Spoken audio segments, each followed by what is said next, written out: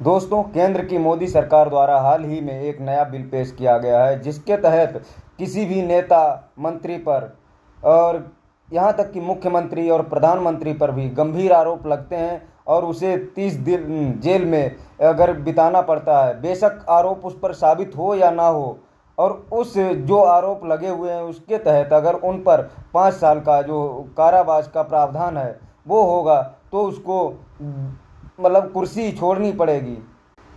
ऐसा पता है किस लिए किया गया है?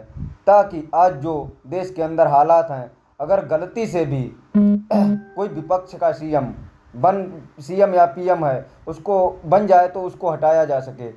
क्योंकि पिछले 10-11 सालों में मोदी जी ने मजदूरों, किसानों और नौजवानों के, जो छात्रों के मुद्दों को हटाकर एक तरफ कचरे में डाल दिया है।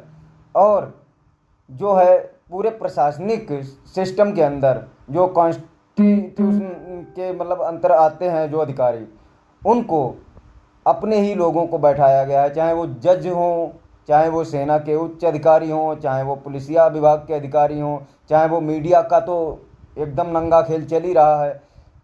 तो इस तरह से हम समझ सकते हैं कि इस तरह के दमनकारी कानून जो कि जनता के जनवादी अधिकारों का दमन करते हों, क्यों और बनाएगा? क्योंकि मोदी जी को यह पता है कि अब आजीवन प्रधानमंत्री वही बने रहेंगे, क्योंकि जब तक वो प्रधानमंत्री हैं और पूरे प्रशासनिक स्तर पर जो है उनके ही अपने लोग हैं, तो यदि आरोप भी लगते हैं मोदी जी पर, जैसे वोट चोरी का आरोप लगा हुआ है इलेक्शन कमीशन और बीजेपी पर, लेकिन कोई कार्रवाई नहीं हो रही है। ये सब चीज़ें दिखाई जा रही हैं कि एक तरफा शासन, एक निरंकुश शासन किया जा रहा है। ठीक वैसे जैसे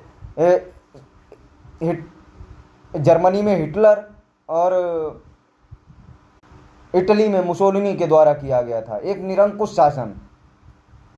पहली बात तो यह है कि जब तक मोदी जी या भाजपा का कोई भी नेता प्रधानमंत्री पद पर रहेगा या मुख्यमंत्री के पद पर रहेगा, तो उस पर कोई कार्रवाई नहीं होगी। उदाहरण के लिए हिमंता बिस्वा शर्मा असम के जो मुख्यमंत्री रहे हैं उनके बारे में देख सकते हैं, या ढेर सारे नेताओं को देख सकते हैं। जब तक वो विपक्ष में कांग्रेस, सपा बसपा में थे, तब तक वो भ्रष्टाचारी थे, लेकिन भाजपा में आने के बाद वो एकदम दूध के धुले हो गए।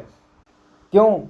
क्योंकि उन पर कोई कार्रवाई इसलिए नहीं होती है क्योंकि भाजपा के जो लोग हैं हर जगह उन्होंने कब्जा कर रखा है, मीडिया से लेकर इलेक्शन कमीशन आदि तक। ऐसे में यदि आप किसी को प्रधानमंत्री चुनते हैं तो उसे तुरंत निरस्त कर दिया जाए।